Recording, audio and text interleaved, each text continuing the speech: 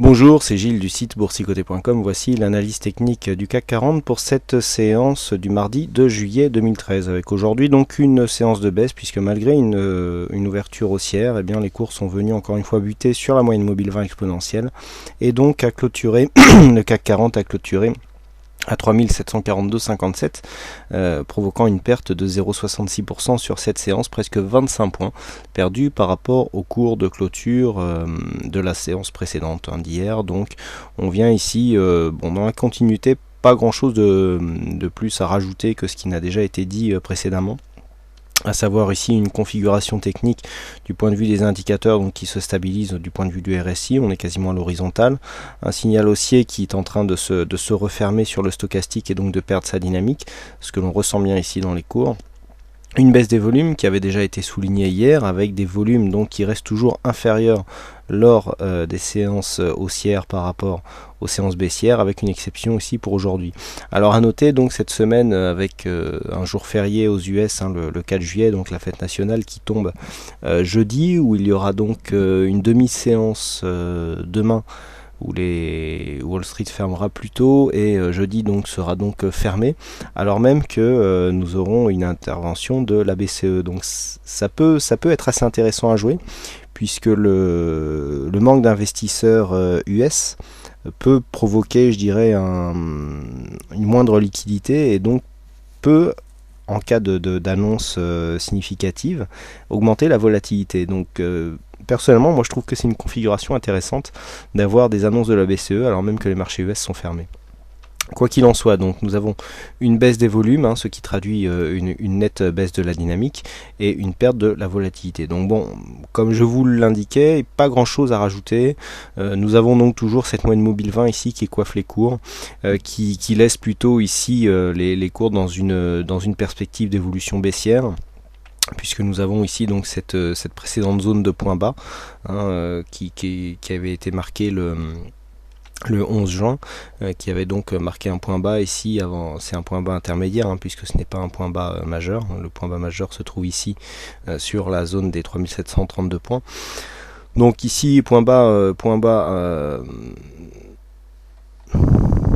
intermédiaire, suivi d'un petit rebond technique, donc rebaisse rebond technique. On casse donc le gap englobe ici ce point bas significatif. On vient marquer une phase d'exagération baissière et on a un rebond technique donc qui vient ici buter sur cette zone que je vous indique depuis maintenant quelques jours comme étant une zone vraiment majeure dans la poursuite du mouvement baissier.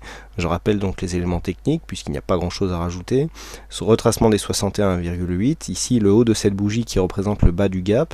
On a essayé à de multiples reprises de s'attaquer à ce gap, mais en fait, comme il est indiqué donc dans la description des gaps sur le site boursicoté.com ou même sur le site Wikiboursier, que je vous invite à consulter si vous avez des interrogations et même à compléter. Et bien donc nous avons ce gap qui provoque maintenant une zone de résistance, puisqu'il n'y a pas de tentative de comblement. Donc nous avons ici cette moyenne mobile, cette zone de résistance donc qui est provoquée par le gap et ce retracement des 61,8%, tout converge quasiment sur la même zone et donc c'est sur cette zone que butent les cours et donc où s'inscrivent les plus hautes séances. Donc là nous sommes toujours dans une perspective de retour à une phase de baisse, mais nous avons toujours, quoi qu'il en soit, des plus bas qui sont légèrement plus hauts que la séance précédente. Nous avions avant-hier un plus bas à 3723,66, hier nous avons 3724,53, donc progression, et aujourd'hui nous avons 3731,03. Alors il y a progression, pas de beaucoup, on ne peut pas dire non plus qu'on est dans une dynamique haussière, mais il y a un arrêt du mouvement, mais pas de retournement, pas encore. Donc là on acte maintenant une zone ici de cassure à 3730. Si on venait casser cette zone ici d'une manière significative, il y aurait un fort signal baissier, puisque nous sommes toujours en tendance baissière, nous n'avons pas encore cassé le point haut significatif, donc nous avons ici une séquence avec première jambe de baisse, rebond technique, deuxième jambe de baisse, rebond technique, et donc tant que l'on ne passe pas ici avec force cette zone, tant que l'on ne vient pas casser ici ce point haut à 3883, eh bien La probabilité nous donne ici retour d'une phase de baisse avec nouvelle jambe baissière et donc cassure de ce point bas significatif. Et lorsque l'on connaît l'importance de ce point bas, eh bien il peut y avoir du souci à se faire sur la suite de la tendance. Donc voilà, c'est ce que l'on attend.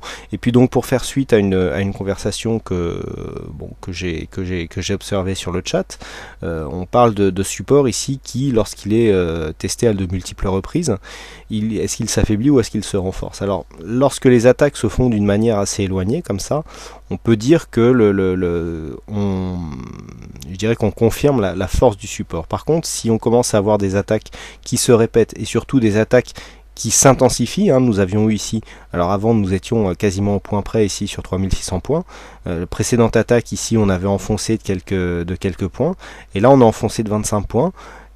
Dans la perspective où les cours se retourneraient ici pour revenir tester ce support, avec ces attaques ici qui ont commencé à enfoncer le support et donc une répétition, puisque si la baisse intervenait, eh bien nous aurions une accélération donc des tests. Eh bien personnellement je prévoirais plutôt une cassure au prochain test ici de cette zone des 3575-600 points. Mais pour l'instant voilà, nous n'y sommes pas, donc c'était juste pour étayer un petit peu cette analyse.